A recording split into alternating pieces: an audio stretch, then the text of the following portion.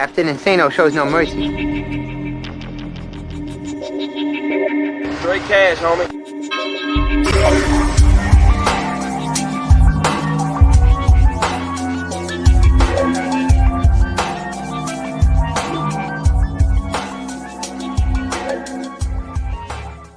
Hold on to your butts. What's up, everybody? Welcome back to the Basement Monsters Game Day Podcast on SportsZone Chicago. I'm Ivan Vargas. That's Luke Nettles. Big day in the NFL. Big day in Chicago. There's a lot of playoff implications going around in each of these games. It's like what, 6 games, something like that, with big playoff implications going tied to them. And man, it doesn't get any bigger than Bears Packers for me. I know you guys are pretty much solidified in with the Bucs. Bucs play the Falcons today. Still want to go get into the playoffs with a win. At a higher seed. On a higher seed, but you know what? Like let's be real. I've been up since 5, like trying to go over things, frantically pacing, looking at stats. Just thinking things through. We're just looking at some film and stuff like that, and I'm just like, man, how does this happen today? The Bears could get into the playoffs. Let's just start off with that. The Bears could get into the playoffs with a victory, point blank, period. That's what we want, as fans. You want your team to go to earn it. Mm-hmm. You know what I'm saying? But they could also get in with some help from other teams. But my focus solely is beating the Green Bay Packers. And, I hope this team, throughout with everything that they went through, I hope this team understands that, you can't start off sloppy. You can't start off slow. And you need to get in. This is a playoff game right here, dude. Yeah, this is a playoff game. It's got to be touchdowns, not field goals. Oh, period. That's what you're looking at today. It's got to be touchdowns because you got to keep pace. And who knows? I mean, Aaron Rodgers, he can't have a bad day. It's not like he's perfect all the time, but it's that's what the Bears need to do. They just need to focus on the win. You don't want to rely on anybody else getting you into the playoffs. You want to control your own destiny. So that's what they got to be aiming for. And I'm sure they're all pumped up for this game, man. Vern says, get ready for you're ready to bite off all your fingernails this afternoon or have a few Boilermakers. I mean, hey, it could be that way. I'm looking for the Bears to keep it close. And right now, we're going to go ahead and bring on our guy, the boss, I like to call him. You know him as the superback from Shawn and Maya in the morning. He's the dude that brought me into this, the one, the only, Shawn Sierra. Shawn, what's up, bro? How are you? Big game, super Sunday. It seems like every game around the league is important, but we're focused on one game and one game only, and that's Bears Packers. Yeah, it is. And you know what? Let me tell you, I'm really fired up about it. I was up early this morning. I couldn't sleep. I had anxiety because I just want to get this game going. And usually I'm pretty calm, especially in my playing days and coaching days. I was pretty calm, game day. But this is it's a huge game for the Bears. You win and you're in. But more importantly than just making the playoffs, if you win, what it does is it really takes the monkey off your back. We had a lot of problems with Green Bay for the last few years, but especially with Mitch at quarterback. And if Mitch was able to get a victory, a very meaningful victory, because Green Bay has a lot to play for. Green Bay is playing for the number 1 seed in the NFC, so they want the playoffs, the road to the Super Bowl to go through Green Bay. So they need to win today. So they're going to be playing their starters throughout. They'll get a bye if they win. So there's a lot to play for Green Bay. So it's not going to be as if they're going to pull their starters and we're playing against backups. This is going to be a very competitive game. And so with that being said, if Mitch and the Bears can finally get in the win column and beat the Green Bay Packers when they're playing for something, because again, I just explained to you what they're playing for in a meaningful game, it takes the monkey off their backs. And what happens is it gives them a lot of confidence moving forward, going into the playoffs, into that wild card round. Whoever they face, they're going to be facing the Bears team that is riding high on confidence. And that's what we need right now. And a lot of that confidence and a lot of that push has been it's been coming from the legs of David Montgomery. Ever since Laser, well, I would say minus that Packers game, even though that was the start, because of if we remember that opening, I think the opening play was a big run for the Bears. But we all know how that game ended up. But I feel like ever since that game was really the start, even though they got blown out. But really after that is when they got things going with the run game. How do you feel David Montgomery's gonna do today? The Packers just went out and got Snacks Harrison. They went and signed Snacks Harrison to shore up that run front. How do you see them attacking with David Montgomery today? Because I feel like not only in the ground, because we saw him 32 carries. We know about the carries, but I'm talking about overall touches, all-purpose yards. Because if we wanted to, when he first came in, we're pretty much trying to compare him to Kareem Hunt. Like that's who you're trying to get, because Nagy was trying to replace. He's been trying to replace the KC offense. How do you feel David Montgomery should be used? Because I feel like it should be through the air, through the ground. Get him as many touches as you can. Well, first you're going to run the ball, okay? And if you're able, Snacks Harrison really hasn't played much. He was with Seattle for a while, and he wasn't utilized very often. He was inactive a few weeks.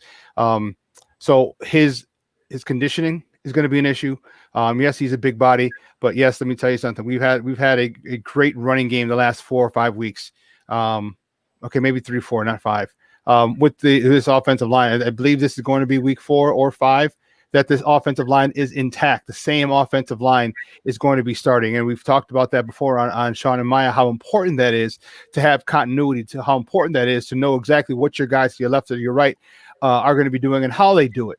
Okay, so the familiarity, the level of comfort is there with this team, and so I attack the Green Bay Packers with David Montgomery. Get him on the ground, get him on and attack him on the ground. Then you get him some swing passes. Okay, the main thing I want to do is really, if you can win the line of scrimmage, okay, and you get David Montgomery off early, okay, that opens up a whole bunch of doors. Okay, because then you can have him, you can fake with play action, have him go through the line, come back out into the flat for a pass. You can have him do a wheel route. There's a lot of different things you can do with David Montgomery. But if you get that run game going first, that makes all the things you can do with him so much easier. And I think I'd love to see him get 25 carries. I'd love to see him get 4 or 5 catches in the pass game, and if not more. I mean, because if you have to milk this cow, milk him. You're going for the playoffs. And the bottom line, we don't want to worry about the other game. Okay, the Arizona Cardinals, LA Rams game. We don't want to have to worry about that. I think the NFL did a great thing is that they switched us from 12 o'clock to 3 o'clock, the 3 o'clock game. So we're playing at the same time. So you know what? Let's go handle our business. Do that. Use David Montgomery. The kid's 23 years old, 24 years old. He's got tons of energy. Give him the rock. Give him the rock. Give him the rock. You know what? Me and Luke were talking about Mitch Trubisky, and it's funny. I was looking at stats earlier, and it's split right down the middle. This is like before today's game, Mitch will have had 50% of the snaps, and Nick Foles will have 50% of the snaps. And I'm like, I'm just sitting here, and I looked at their stats as well. They're not so different, but we also know that a lot of Nick Foles' stats came in garbage time. Mitch Trubisky has done it while the game is still, still in hand. And I feel like Mitch today, if he could just limit the mistakes, man, just keep the game right here in front of you. They've done a good job of simplifying the offense for Mitch, so he could just 1 read, 2 read, run. That's pretty much it. They found success with it, although it might be against lesser teams. It's the NFL. These guys are professional. They have to go out there and play, and they play every Sunday. They give a damn every Sunday. You're going to get hurt. Guys are out there actually giving a damn. So it's not like guys are laying down. But with that being said, this is the Green Bay Packers coming in. We saw how Mitch was that first game. I really feel like a few things here and there might have made it a closer game. But the way that the defense got blown out, that's a different story. But with Mitch, I feel like if he could continue to just keep it in front of, don't try to do too much like we saw last week with the interception in the end zone against the Jaguars, with the interception he threw against the Packers even, the Lions, I believe he had one. Don't do those things, and you'll be able to find success against the Packers. You'll be able to keep it close. Do you see Mitch being able to overcome everything? I mean, honestly, being benched, the city talking trash about him, like nobody really wanting him, kind of the misfit toy. You know what I'm saying? With this team, do you think Mitch turns it around? Do you think he has a career game? And I'm not necessarily saying goes for 300, 400 yards, but he just beats the Packers. That's it. Yeah, I do. You know what? We've seen a different Mitch Trubisky the last since he's come back from being benched. We've seen a much different Mitch Trubisky, except for a couple of really bad throws. He's been efficient. He's been accurate. He's been smart with the ball. He takes what the defense gives him. This is the kind of guy this is the level that he's playing at that I expected him to play and to reach at this stage of his career. And you know what? It's humbling when you get benched. It's humbling when you're on the sideline. You're making all that money, the number 2 overall pick, and they pull you in a game that you ended up winning, that you started. They don't go to you when you're the guy who replaced you is losing 6 games. It's humbling. It really, really, really is. But it also gives you a chance to be introspective, see what you could have done better, see what someone else who's doing your job is doing right, and also what they're doing wrong. So I think Mitch has really he's had a metamorphosis happen because of benching, and I'll tell you what, a good old benching that'll do it. That'll do it for many, many people. Just look at Kyle Fuller on the opposite side of the ball. Okay, so there's I think this is a game, and I'm a little concerned.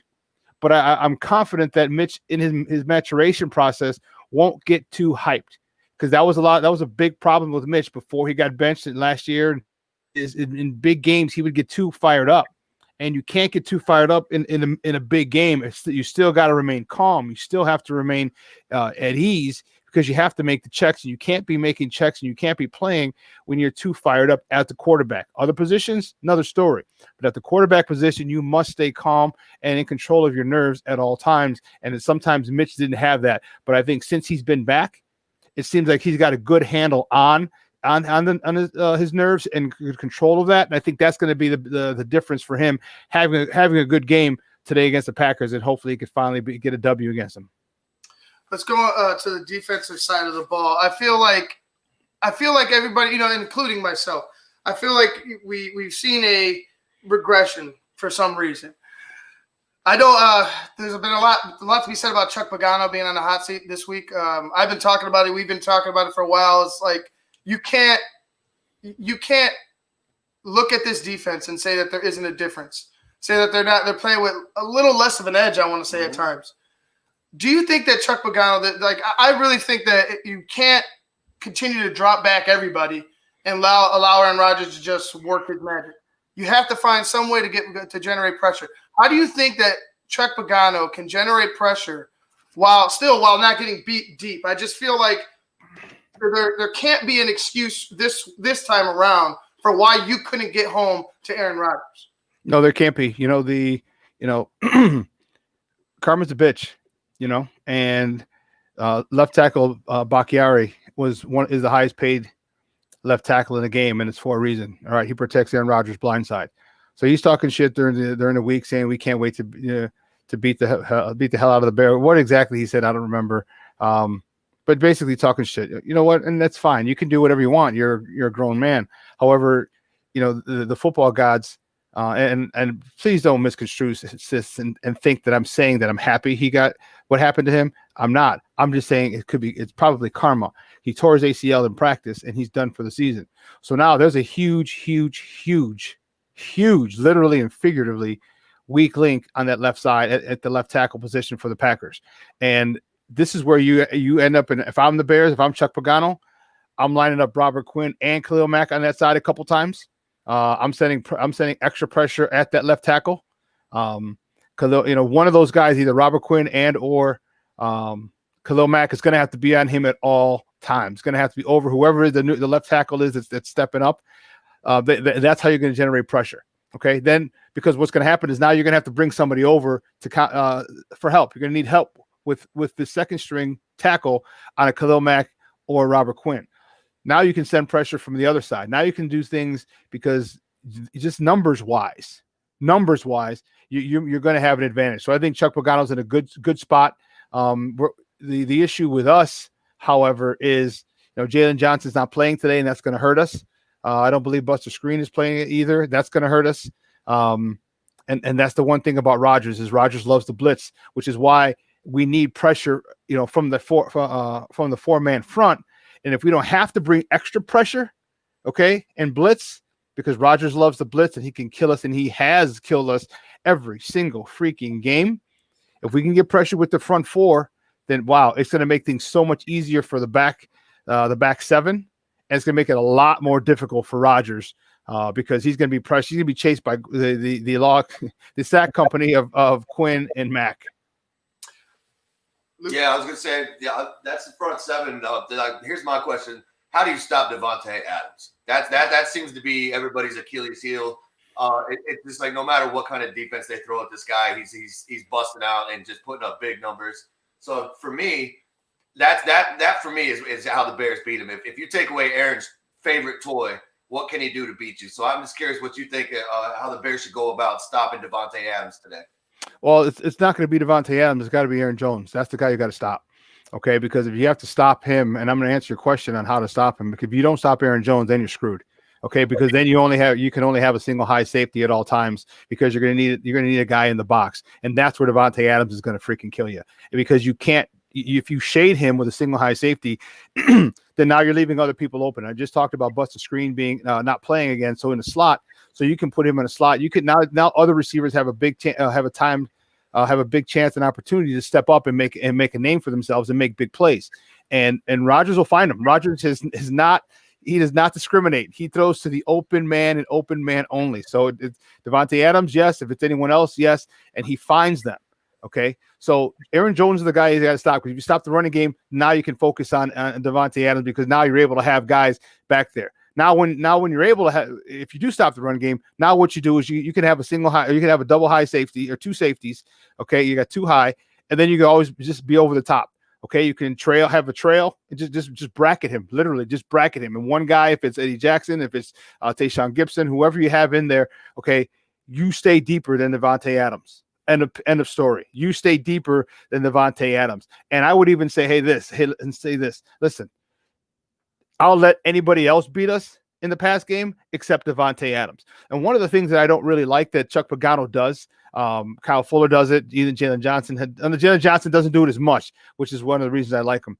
When they're in a zone, if it's a cover two, okay, the soft spot is behind the cornerback and in front of the safety.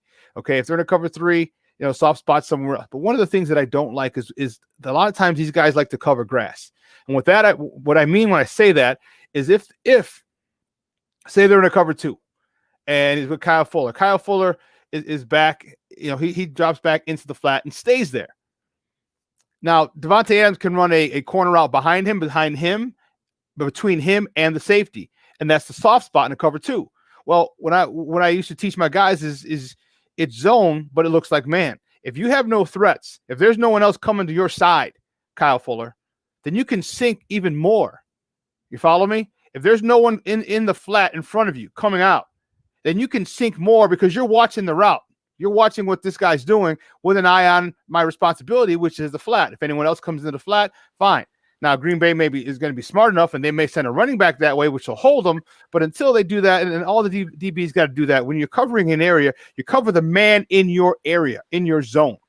Okay, not just grass, not just smack dab in the middle of your zone, because obviously receivers can go other parts of your zone and still be open. So that's one of the things that I hope these guys do a much better job of today, and that's in your zone, in your drops. Find the man in your drop and run straight for his face mask. Because what happens is if you're a receiver and you see someone coming for your face mask, okay, and that ball's coming, you got a big decision to make. You got a big decision to make. Do I sit here to catch the ball and get hit, or do I kind of adjust, take my eyes off the ball, and there's a good chance for a drop, incompletion, a deflection, interception, a whole bunch of other things. So that's what I think. That's how I think the Bears need to do that with Devontae Adams and the pass game. Now with Roquan Smith, like we saw Roquan Smith get snubbed, which is total BS from being a Pro Bowler. He's an All Pro. Like he honestly he has better stats than the two guys that got in, and the two guys that got in are all pros. So for me, if the guy's sitting there matching all pro linebackers, well, by God, I believe Roquan Smith is an all pro linebacker. Roquan Smith is going to dictate a lot today because he could go ahead and cover those running backs out in the flat. He could run with a lot of guys. I wouldn't say receivers, but running backs. I think he could cover the ground with the best of them. How do you feel Roquan Smith his day is going to be? Because I think Roquan's going to eat today. Yeah, I think Roquan's going to have a phenomenal game. I think Roquan Smith is going to have a phenomenal game. This guy, this is Ryan Pace's best first-round pick. Hands down. No ifs, ands, or buts about it. It's easy because two of them aren't in the league anymore. I mean, aren't on the Bears anymore. But this guy is a baller, and the speed that he's seen, and we haven't seen this since Urlacher and Briggs, the type of speed where a linebacker can go sideline to sideline. And this guy can cover running backs coming out of the backfield. And that's going to be a huge thing when you're talking about people like Aaron Jones, who is a freaking stud. I hate the guy because he is a freaking stud, and he does work on everybody. So when he gets to come out of the backfield, Roquan Smith's going to have him in the hole. Roquan Smith is phenomenal at filling the holes. So I think Roquan Smith, as you said, he's going to eat, and he's going to eat big time today. Going to the receiving group. I'll just call him a group because we know A-Rob's the number one, but the rest of the guys. I mean, Mooney's becoming a solid, second option. But as of right now, I feel like it's A-Rob and everybody else. I think the tight end spot in this game more than ever needs to be utilized. It needs to be Cole Kmet or Jimmy Graham, you use them in multiple formations, use them at multiple times in the game, put them out there, because if you're gonna go ahead and establish the run, you would want bigger bodies out there that could go ahead and block for you. That's the reason they have Javon Wims out there on some of these plays. Do you feel like using those tight? Do you think that a Cole Kmet or a Jimmy Graham? I know Jimmy's older, but do you think one of those two in this game can find success in the middle of the field? Because I feel like if they are going to go ahead and try to keep Mitch in the pocket at times, I feel like it's going to happen. I feel like that's going to happen. Do you think that they're going to dial up something that's pretty much set up for a Cole Kmet or a Jimmy Graham to be open in the middle of the field for a Mitch, because you want to get it out quick, but you also want to go ahead and use the entire field? I think they will, and I think that run game is going to determine how much they use it. Okay, again, everything starts and ends with the run game, because if David Montgomery is turning out 3, 4, 5 yards a pop, damn, you got to bring another safety in there to stop him. You bring another safety in there to stop him. Now you got Jimmy Graham. Now you got Cole Kmet. And even JP Holtz maybe in the backfield, maybe doing some motion. Okay, but you got those first two guys. You're able to get behind the linebackers. You're able to get set up the seam. You're able to move, because linebackers they have to take a step up once there's play action, because you're running the ball very well. So the running game, again, is going to dictate that, but I also think they're going to go at it, and I think that's going to be a good thing, especially third downs. All right, third and medium, I think is going to be a really good down for those tight ends, and a really good time for Mitch to really utilize those tight ends, and not just always Allen Robinson, which he loves to go to, who comes through most of the time. But the tight ends, the thing that I like to see more of Mitch, I like to see him spread the ball around. I want to see, Allen Robinson will have 7 to 10 catches. All right, but get Anthony Miller, give me 4 to 6. All right, Darnell Mooney, give me the same thing, 4 to 6. Give me Javon Wims. Javon Wims might be the guy who has a big game, and here's why. When you put Javon Wims in there, okay, most of the time it's for blocking purposes, okay, most of the time, because he's a phenomenal blocker out on the edge. You can use that to your advantage, because once you can have him square up, and a DB sees that it's a run, or I should say a play fake, and thinks it's a run. Here comes the DB. Now he swims over him, and he's by him. Not that Javon Wims is super fast, but when you're going the wrong direction as a DB and a guy runs by you, you're going to be open. So I think Javon Wims might have might be the guy this week, and maybe not have the most yards, but maybe have some of the most important catches, thirds, maybe in the key third down catches, because they think it's a run, it's a short run, or the play action sucks people up. I think watch Javon Wims today. I think he's going to have a good game, and I think he still wants to make up for that asinine play that he had a couple of weeks ago when he was suspended, for smacking the cornerback and punching the guy in the helmet, that's stupid to begin with. But to lose his self-control like that, I think he still wants to make up for that. And I think today is a great day. I think he's going to be one of the unsung heroes. I would hope so for a young guy to go ahead and redeem himself, because we talked about that play ad nauseum. It was terrible. It was terrible. It was a selfish play as a teammate, because you set your team back when they were in a position, and we remember that game well. We thought that drive was going to turn out to be good for the Bears, and then everything just came crumbling in. And I feel like if he's going to redeem himself, today's the day. Today's the day to right all wrongs for the Chicago Bears. You have the opportunity to do it. But right now, we're going to go ahead and jump to our guy. Thank God he's here. We always enjoy him talking to him on Fridays on Shawn and Maya in the morning. You guys can check him out on the Tape Never Lies network. He is the draft doctor, Phil himself, the one, the only, Phil Ottochian. Phil, what's up, brother? How are you? Big day, bear down. I'm hoping for a victory. What's up, boys? I got the super bag. I got Ivan and our guy. How's it going? This is it. You're backed up against the wall here. See what's going to happen here with this. I saw the news with Ian Rappaport. I was jogging on my treadmill, and the smartest man sent me this tweet, and I just freaking lost my mind. I'm like, can we do anything right? I mean, seriously, they have to have a litmus test. This guy's been here, and when I say this guy, I mean both of these guys, Nagy and Pace. Pace has been here for 4 or 5 years. How many years now? With John Fox, then he hires this guy. He's had so many swings with the quarterback. You could say whatever it is you want. But Matt Nagy and this whole soap opera, just think about that Lions game. You had that game wrapped up. Any coach on any level wins that game except Matt Nagy. That's the problem. And now there's news that he might be safe before this litmus test, I call it. This is how you decide. Is this a good coach or is he a bad coach? How does this team perform today? That's what you should be as an owner. That's what you should be as a franchise, expecting great things, not mediocrity. Because at best, you come out of here 8-8, and we did it in COVID, guys. You know, we're gonna have this is. You might as well get a soccer league and play them on Sundays, because that's not how you win championships.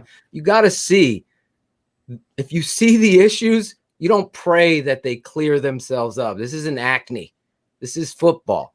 So I just get fired up with that news. But then a friend of mine in the NFL just texted me, Jay Glazer, saying, hold up, Ian ain't right. Time will tell is his quote on Nagy. So I'm feeling a little bit better, Shawn and Ivan, about that. And I don't know. I just come in here firing because it's immediately at my mind. I don't mean to take over, but it's like, no, I can't believe it. I can't believe it. Look, Luke and I were talking about it too this morning. Like, why the hell go ahead and put it out now, prior to the biggest game of your career? Exactly. For me, and you know, we're asking Shawn. I want to ask you. How do you feel that David Montgomery is going to be used in this game? Because let's talk about this. The reason why we all are upset, and we're not really upset. We're happy that the offense is where it's at, but we're like, why the hell has it taken them this long to understand that running the football might be your identity until you could get Mitch up to speed at whatever offense you want to run, which is probably not going to end up being a successful one from what we saw. How do you think David Montgomery should be used today? Because I think David Montgomery, not only in the rushing game, not only in the running game, but in the passing game, all purpose, David should have as many touches as he can in the open field in order to find success. How do you feel about that?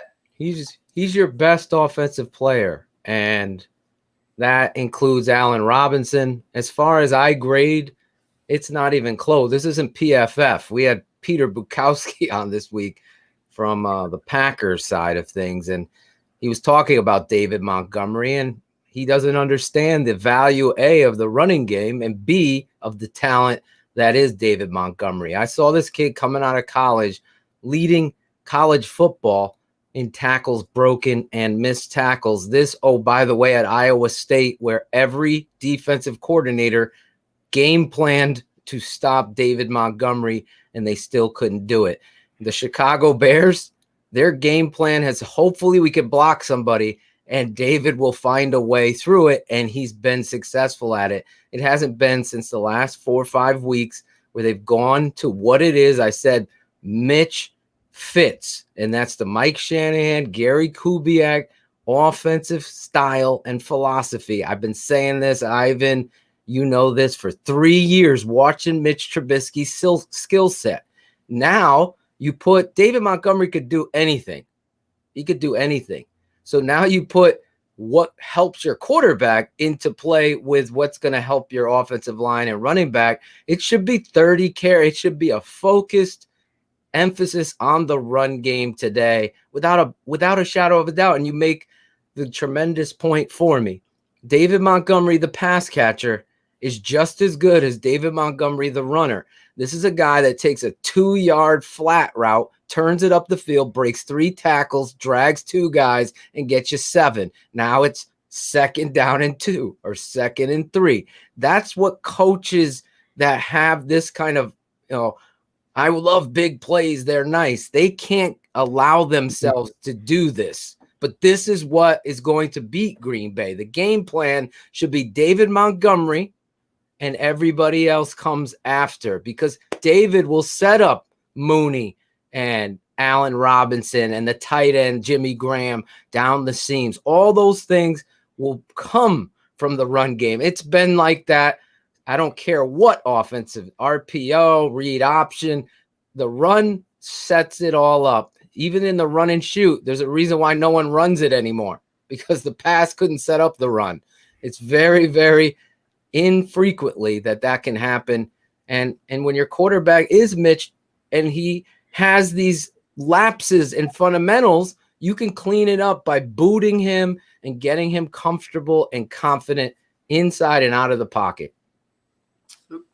Yeah, Phil, we talked to Shawn and I asked him something too. He kind of altered it a little bit with the duo.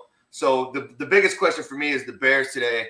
How do you stop Aaron Jones, and then by stopping him, you also stop Devontae Adams? So how do you see them kind of tackling that duo and throwing off the rhythm, timing, playmaking, whatever it may be between Jones and Adams? Well, this Chicago Bears team is so talented on defense. It's been kind of a regression in my mind, the way Chuck Pagano has handled it. Today, you got to sell out everything. You can't just be talking about it on Wednesday, saying we're not going to leave any bullets in the chamber, I think is his exact quote. You can't talk about that and go out there and play the same type of defense you've been playing against the Jags and the Lions and so on and so forth, the Texans, and you're having these see, it works. They're scheming and recognizing you. Nobody knows you better than the Packers. They're your rival for a reason. They play in your division. They know your personnel. They know your personality. You have to, as a defensive coordinator, do something different in the mirror. Comb your hair the other way. Wear a hat. Whatever it is. Do something different and then establish that on the football field. That means to me, you're saying we're taking Adams out of this motherfucking game. That's what we're doing. We are going to put Kyle Fuller on him. I know he only plays the field side every time. Every week he's playing left corner. You're going to have to do something different. This is it. You're backed up against the wall. You play a great game defensively, then you're in this game.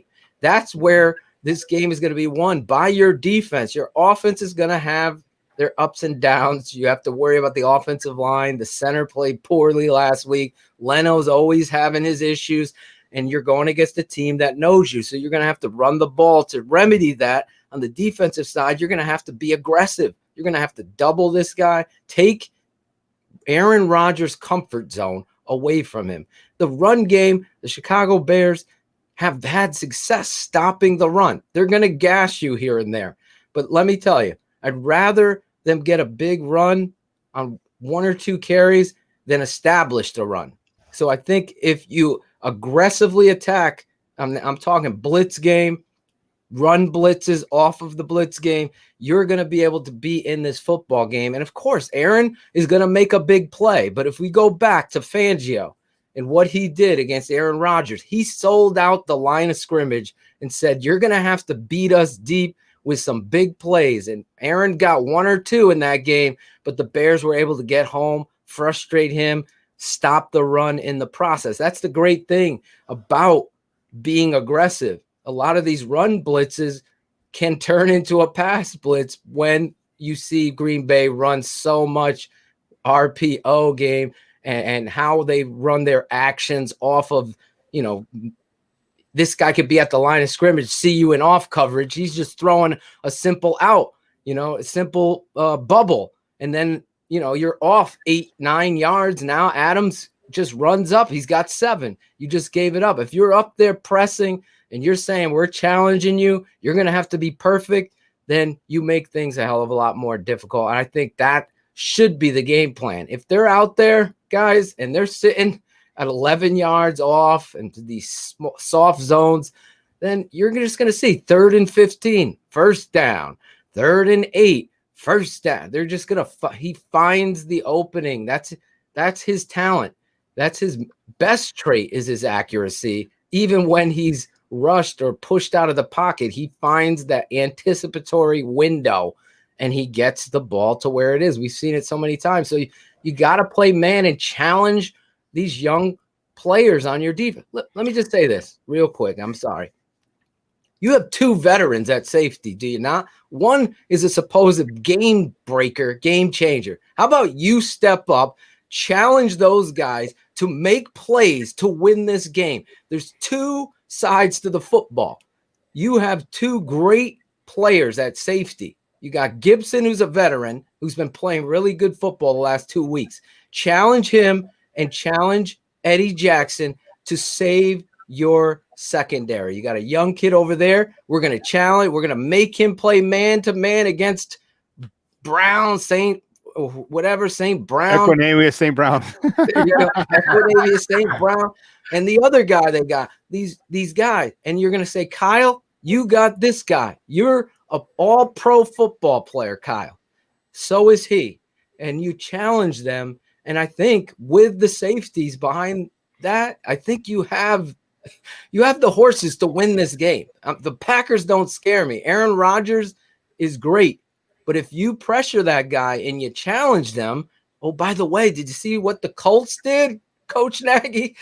He loves to say it. But if you look at what the Colts did philosophically, they went 2-man. They challenged them to beat them.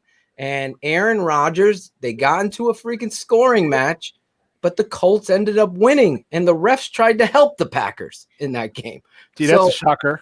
That's the thing. That's the other thing you got to worry about today. We're going to obviously be flipping out over that every play. Hey, Phil. So Yeah. I was talking, even if they want to stay in cover 2, I'm okay with it. But the one thing that I have the issue with is covering grass. And if you're going to stay cover 2 and they find the windows, what I would teach my kids, I don't care what coverage is, 2, 3, 4, whatever, don't cover grass. So if you see a receiver in your zone, then you run with that receiver as long as your area isn't threatened. As long as you don't have a second threat in your zone. So Kyle Fuller, if Devontae Adams wants to go past him, okay, make sure Eddie Jackson's over the back, but you can sink. You can continue to sink if there's no one pressuring the flat. And if there's no one pressuring the flat, now that window, because that's, as you know, that's where the soft spot in the cover 2 is, between the corner and the safety. If there's no second threat to the flat, well, guess what? That window to drop that ball in becomes shorter, it goes smaller and smaller and smaller. And that's where people like Eddie Jackson, the ball hawk, that's where he comes in and makes a play. So I don't want to see people covering grass anymore, because that annoys me to no freaking end. Because like you talked about the windows, they're standing there, they're looking at him. If I'm looking at the quarterback, you have no idea where the hell the receivers are. And that's the big issue. And another thing that I would teach my kids is, when you find someone in your zone, you run directly to his face, because what happens, he sees that. Right. And if the ball is coming, now I got to make a decision, because I'm looking at you, I'm looking at the ball, I'm looking at you, and a lot of good things can happen when that receiver isn't focused on strictly catching the ball. He's focused on a big hit. So they need to be a lot more physical with this Green Bay Packer team today. And one of the things I said overload the side with that Bakhtiari is the left side, the Green Bay Packers left side. Overload it. Robert Quinn and Khalil Mack on some plays coming from that side. Hopefully they put Mack over there. Hopefully they do that, because they have a tendency to leave him over on the right tackle. Right, real quick, guys. We're gonna go ahead and bring in the fourth wheel of our show. He's our friend and colleague from SportsZone Chicago. He is a co-host of What's Up Cuz on Mondays from 6 to 8. And also for the Chicago Crusader, he is Jason Palmer. Jason, what's up, brother? How are you? Big game. We're talking to Phil and Shawn, and Phil Phil came in hot because he saw Ian Rappaport reporting that Matt Nagy is pretty much, well, I wouldn't say pretty much, but Matt Nagy is kind of cushy in his job right now. How do you feel about that? Well, the same way I felt about it through most of the season. That's a terrible decision by the Bears. And, our worst fears are coming true. The Bears have won a few games, and that could be enough to save both Ryan Pace and Matt Nagy's job. And that's very disappointing because what I want, what I'm sure what you guys want, is for the Bears to win a Super Bowl. We don't want them to just make the playoffs. We want them to win a Super Bowl. I don't feel as though these are the people who will lead them to a Super Bowl. Sneaking into the playoffs, getting into the 7th seed and getting hammered by Green Bay or Seattle or whoever the heck, the Saints. What does that do for everybody who's a Bears fan? Absolutely nothing. So if that is absolutely true, and Ian has some pretty good sources, but again, reporters can be wrong as well. If that's true, that's disappointing, not just for me, but for all of Bears Nation, I would think. Hey, Jason, we were talking about, that Ian Rappaport also said that, and we knew it. We knew it, Phil. Phil, you said it. I said it on the show that Matt Nagy has had more input in the play calling. That pissed me off. But we knew. We could tell a Matt Nagy play from a Bill Lazor play. And what did I say? Keep your stupid, grubby little freaking fingers off the God-blessed offense. Let Bill Lazor do his thing because he's kicking ass and he's taking names. And you do this dumb shit, this tight end reverse on the goal line with a 6'7", 260-pound tight end. Not a Darnell Mooney who runs 4.2. Not even a David Montgomery. You want to run with those are Nagy plays. Those are I got to be the smartest guy in the room plays. And that really bugged me when I saw that report from me and Rappaport. Phil, when you covered it, because you have the tape never lies out already from this past game. You were talking about that sweep, that tight end sweep. What do you, like for our viewers right now? Can you go over that play again? Because what were you thinking when you first saw it? Because Luke was down here and he was just like, "Oh my God, wow!" As I'm running to get the beers and I'm running back downstairs, like, "What the hell happened?" And he's like, "You don't want to know." So I kind of missed out on it live. Go ahead and explain to us what the hell he was thinking. And explain to us what you were thinking when that happened. I think everybody who follows me thought of me in that moment because, like Shawn said, you knew Coach Nagy's dirty little fingers, I'll steal from you, were on that call. I mean, it made zero sense because here you are in a game that you must win, going up against a team that you're much better than. And instead of putting the exclamation point on what you've been establishing, and that's David Montgomery, and just pounding it up in there, which, by the way, that was after a pass interference play, put you first and goal at the 1 yard line, and you want to get gimmicky. Like, that was the title of my video series this week. Gimmicks never win.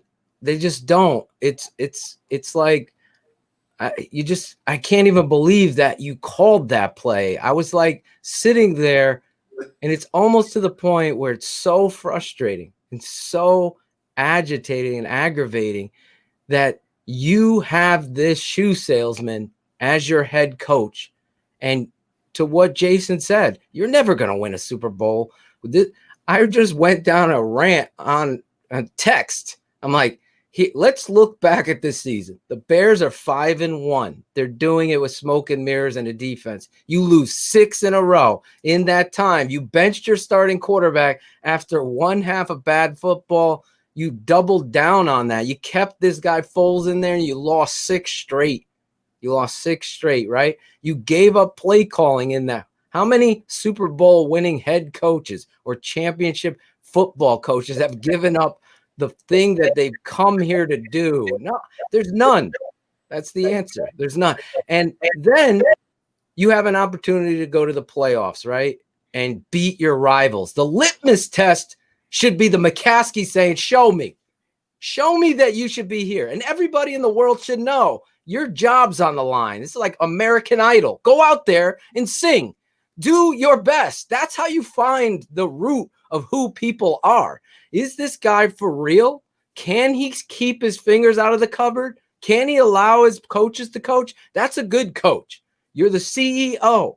You are involved heavily in the game plan. You should be. Yeah, but I agree. At game day, it's them. And you decide. 4th and 1, coach. What do you want to do here? I want to go for it. Bill Lazor calls the play then. That's what you do. But instead, you get this. And I know I'm taking the long road but that play, Jason, Shawn, Ivan, and what was your name, man? I'm sorry. Luke. Sorry. Cool hand Luke. I'll never forget it. That play set me off, Luke. Yeah. I freaking lost my mind in a win. My whole rant at BHL on Bears Hour Live after was about that, because that was the defining moment. You go up 14-3, 21-3, 38-3. You destroy the Jags, but instead you get gimmicky. You settle for a field goal, and you saw what happened, and then they finally woke up. I just know the temperature of a football team.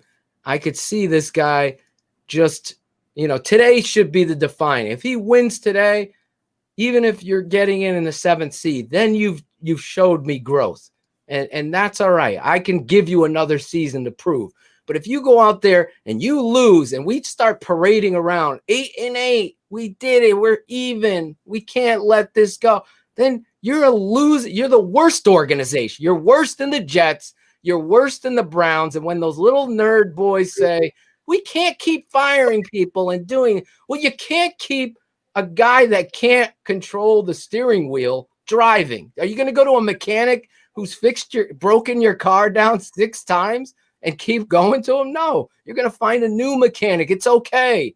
You find what's going to work, and then you unroot, Bill Belichick. You unroot these guys that everybody says, hey, he's not a head coach.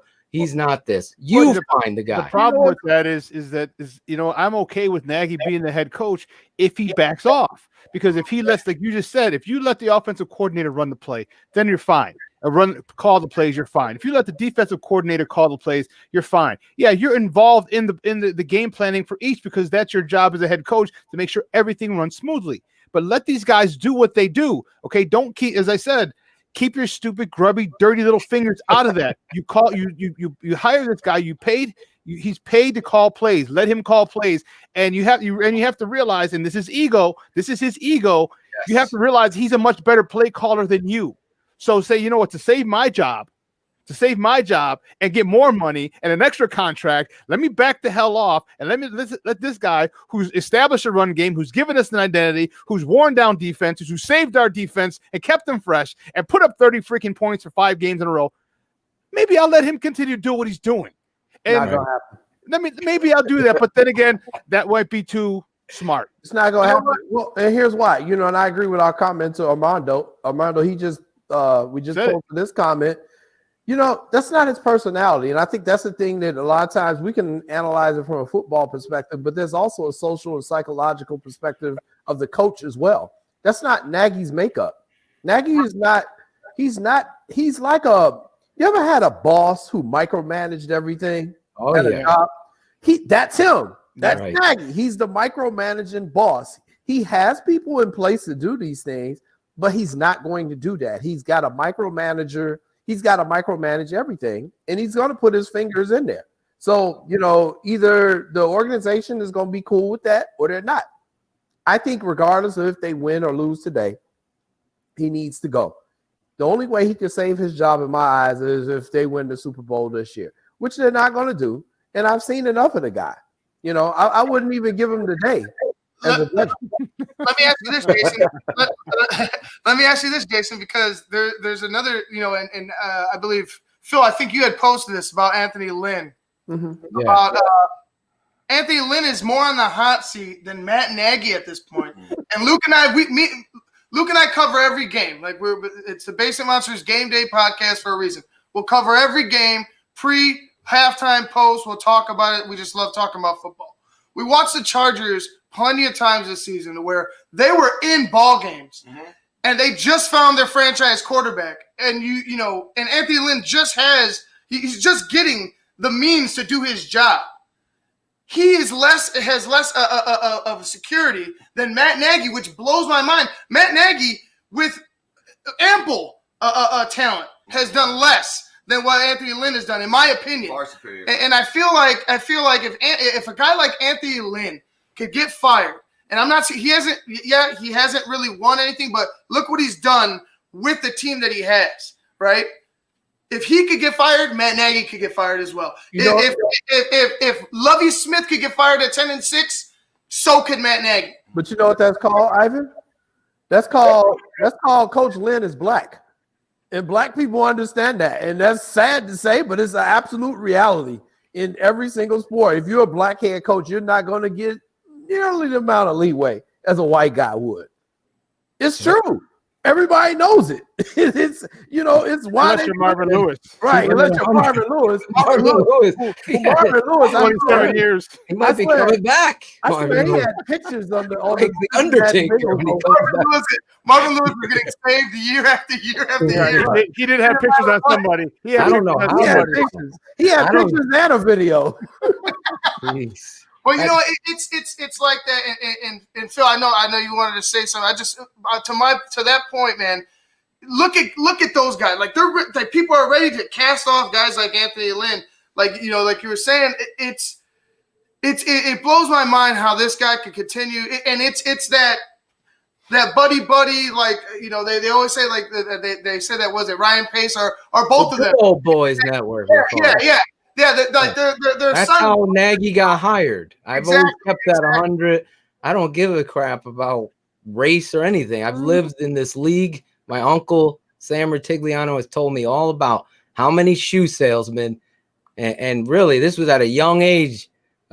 Shawn and Ivan telling me, listen, it's not what you know half the time; it's who you know in this league. And some of these guys don't know their ass from their elbow, but are getting these jobs because a friend of a friend said and vouches for this guy. Matt Nagy, look at this story here. Let me say this shit real quick. He was a first-time offensive coordinator, 0-time head coach, former real estate agent, Arena Football League quarterback.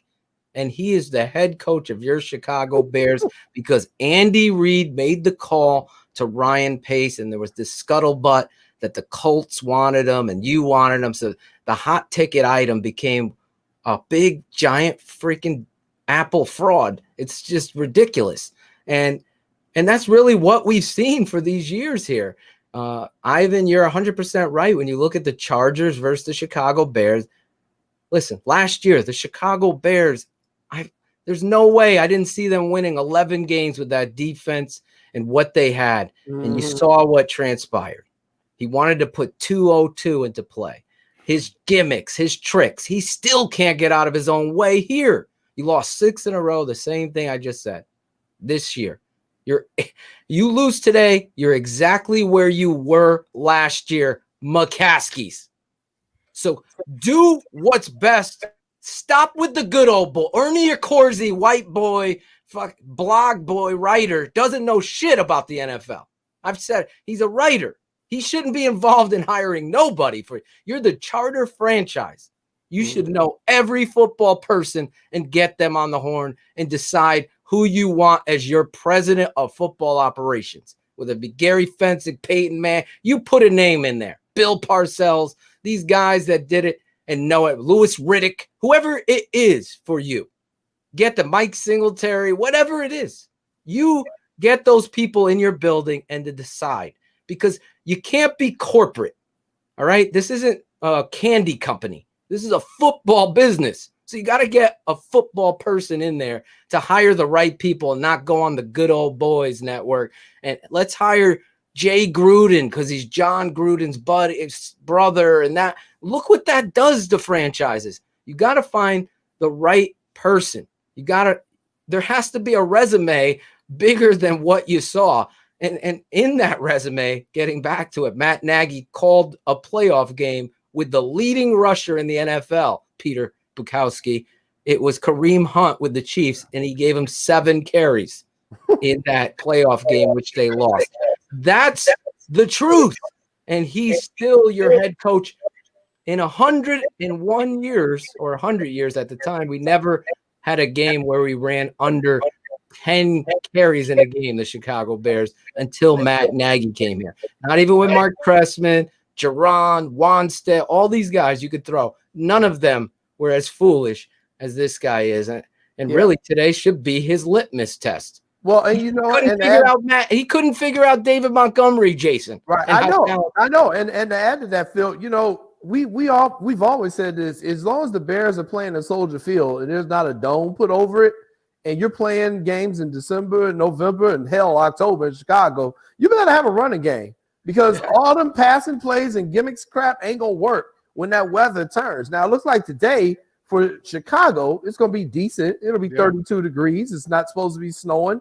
But we also know we don't have the best field in the league either, especially when it gets bad. So you can have a slip and slide out there. You got the wind going on. So, you know, they better run the ball with David Montgomery. I'm not optimistic about this game because of the things that we're talking about. Also, it is Green Bay you're playing against. And I'll be honest, I'm not that confident in Chuck Pagano because, you know, as I was listening earlier before I came on, I agree with what you guys are saying. You got to make Aaron Rodgers uncomfortable. You saw what happened when Ohio State made Trevor Lawrence uncomfortable. Made him look like a basic quarterback. I don't know if Chuck Pagano has the courage to let the guys just get loose, to tell them, hey, it's all or nothing here, and just go out with – you shouldn't have any bullets left in your gun at the end of this game. But that shows you that it's Nagy, because Chuck Pagano, if you look at his track record, Chuck Pagano brings it. Chuck Pagano has brought it in the past. When he was defensive coordinator, there was one thing, you knew the sun rises in the east, and Chuck Pagano is bringing pressure. Okay, and for whatever reason, that tells me that he's getting in from up top, saying, "Hey, you can't blitz as much because up until this point, our offense is not very good, and we can't have a track meet." Now we have an offense that's putting up 30 points 5 weeks in a row. Now you need to bring it. Now you need to bring it over that left tackle, who's going to be a second string guy. You need to bring it. I mean, make it to the point where they have to roll Rodgers out to the right every single freaking play. And you know what? Yeah, you know what? It's going to be interesting. And before I let you guys go, I want to get your guys' find your scores and what you think who's going to come out on top. But before I go ahead and get to that, I just want to say, you know, with all that's been said and done, and I know with the passion that we have for the Bears in this city, it's like, with all the criticism, it's because we care. It's because we're not, you know, ignorant football people. We watch the sport. We pay attention for a reason. You know, you got guys on here all the time. You got guys like Phil and go out there doing it, like explaining, breaking football down to even the most simplest of layman's terms. You know what I'm saying? It's out there, so there's people understand football. But for me, this one right here today, this is the right all wrongs game. Like, it really is. This is where do you want, and it has to come from the players. This is where do you want to go as far as your career, as far as your team, as far as a franchise. Where do you want to go from here on out? Because your rivals are at the door and they've been whipping your ass for years now. What do you like? What's the answer going to be? What's the answer going to be starting today? Because I feel like today is the beginning of whatever the Chicago Bears are going to be for the next 10 years. Right now, go ahead, Shawn. I want you to start. Who do you think is going to come out on top today, Bears or Packers? Man, that's a tough call. And I was thinking about that all day today. And there's a lot of variables. If this guy does this, if this coordinator does that, if Matt Nagy keeps his stupid fingers, grubby little fingers out of the offense, then this. There's so many variables that I was thinking about. But you know what? I really think that Matt Nagy understands that this is his job. So I think I'm going to go Bears. Probably 30, 35, maybe 31. 30, 35, 30, somewhere in there. It's going to be another little high scoring game. Jason, I'm going to go with the Packers. I think Mitch is going to show up and do one of his costly throw the ball off my left foot while falling backward interceptions, and then zone at a critical point. And I think Rodgers is going to be Rodgers. I'm going to go with the Packers 27, Bears 17. Phil. Yeah, this is tough for me because, like Shawn said, there's so many variables. If they go with my game plan, they probably win. So I'm gonna go and try to put positivity out there because, listen, as much as I don't believe in Matt Nagy, I want this team to win and be successful because I think you have a lot of the pieces, more pieces to the puzzle than people realize. So that being said, I'm going to stay with my bold prediction from keeping it 100 this week on the network, the Tape Never Lies network. I'm going to go 28-26 Chicago Bears, but it is going to come down to a Mason Crosby field goal miss. And the wind is going to pick up at Soldier Field. So 28-26, the Chicago Bears are going to be victorious. Again, that's picking with my heart there, and hopefully they do what we said. If I see, I'll say this, if I see, and this has been, I've documented 8 games in a row. So the last 8 games, I know Matt Nagy's been involved with play calling because every time they've gotten inside the 30, there's been some sort of jet sweep play. So inside the 30, if we see, at the 20-yard line last week, we saw it twice. And then at the 1, we saw it, for God's sake. So if we see it again today, I'm going to lose my mind, and I'll be breaking it down after the game.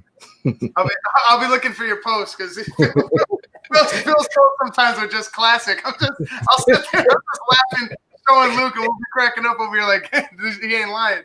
Well, Luke, go ahead and give us your prediction. I'm going to go with the Bears on this one. I'm going to go just because I feel like if I'm the Bears, like I want to bring Roquan or Trevathan off the other side with Quinn, and I want to leave Mac on that right side because if Rodgers does flush to the right, Mac is there to knock his ass down.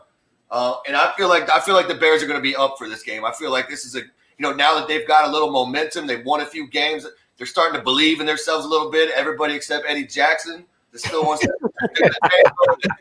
people down the field. But I'm going to go with the Bears, and I'm gonna make it a 33-30 game. There you go.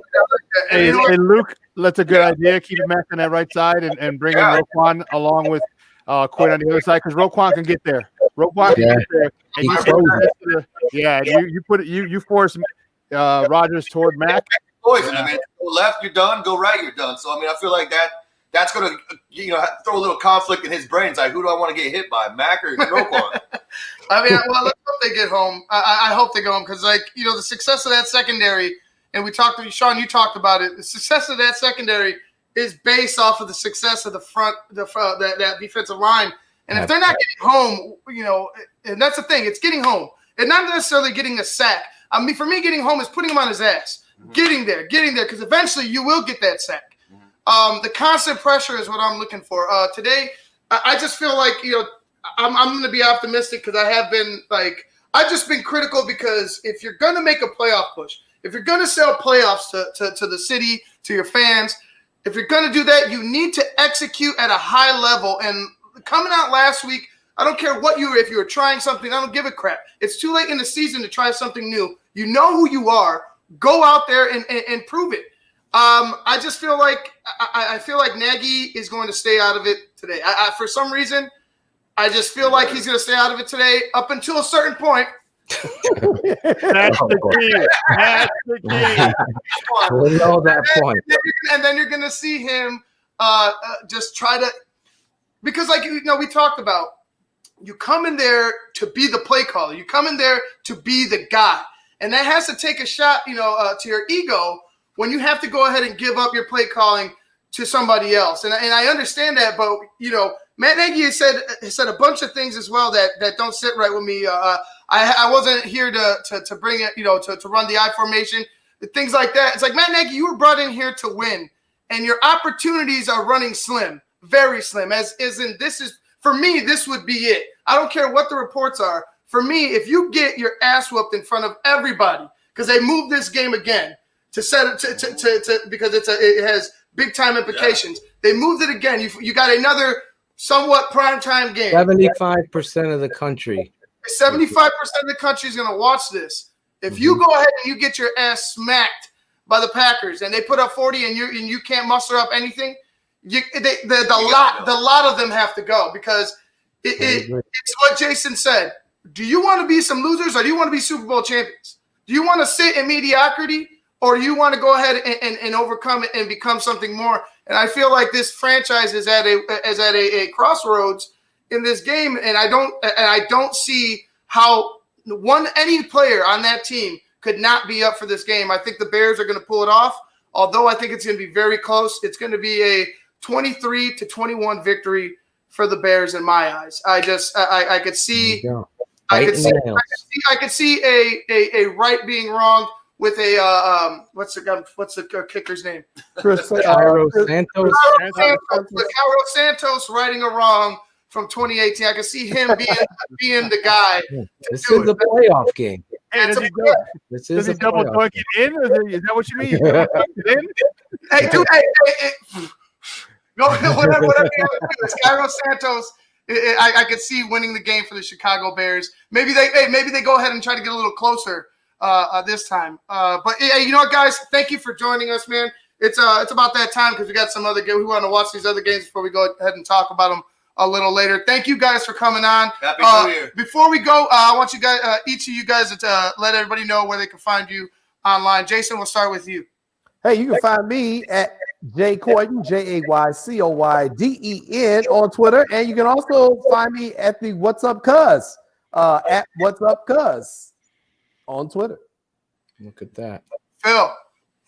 What's up? Your boy Draft Dr. Phil. You can follow me on Instagram at Phil_Ottochian. Right there on the bottom of the screen. Wait, there, whatever. And you'll see me after the game. Bears Hour Live, the best Bears post-game show on the planet. And this week on Keeping It 100 on the Tape Never Lies Network, we got our guy here, Shawn Sierra, coming on for the whole show. Going to be breaking down what happened in this game as well as what it possibly be a playoff or a firing. There's going to be so much to talk about with Shawn this week. And we'll also have special guest, friend of your show as well, is former Chicago Bear Steve Edwards is going to join us. So I appreciate the shameless plug. The shameless plug. And you can find me Monday, Wednesday, Friday right here on SportsZone Chicago. Shawn and Maya in the morning. Make sure you download the app, SportsZone Chicago. Make sure you subscribe to our YouTube channel, SportsZone Chicago, and make sure you watch this on Facebook. That's where you can find me on Facebook, Twitter, Instagram, Snapchat. I'm at the Shawn Sierra. At the Shawn Sierra. I made it nice and easy for you. Nice and easy. All right, guys. Thank you. All right, guys. Down, Shawn and Jason, let me know about the post game. Phil, I will be watching after we're done there. Later, guys. All right, guys. Blessed night. All right, guys. That was Phil Ottochian, Jason Palmer, and Shawn Sierra. It's a great little show. I enjoyed it. It was a lot of good football talk. There's some big games coming on. Like I said, the Giants are just underway. Giants are taking on the Cowboys. Guess how they did it? How they score? Jet sweep. Jet sweep on Dallas. Like a 40-yarder. Jet sweep. Oh God, that's rich. That's rich. All right, guys, we're gonna go ahead and get to you guys at the half. Actually, I will be jumping in at 1:30 for the Barely pregame show with my co-host Michael Halatek. We'll be talking more Bears there. Be sure to check that out. It'll be right before a little closer to the game. We'll have a chance to watch some other games and see what's going around the league. And also we'll get to you guys, at the half of the first set of games. Until then, I'm Ivan Vargas. That's Luke Nettles. You've been watching the Basement Monsters Game Day podcast on SportsZone Chicago. Captain Insano shows no mercy. Straight cash, homie.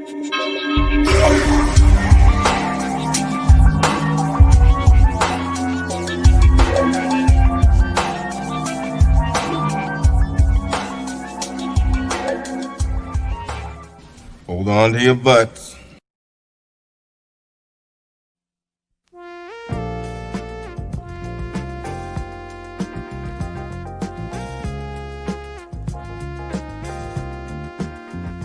I just heard my favorite band is in town. I'd love to get good seats, but everywhere I've looked, the ticket sites have crazy service fees. Haven't you heard of TixBlitz? Who? TixBlitz. They don't gouge you with crazy fees. The price they advertise is the price you pay, plus a small delivery fee. Never pay service fees again. Go to TIXBLITZ.com today. TixBlitz.com. Guaranteed seats, low prices. That's TixBlitz.com. Every ticket, every venue, everywhere.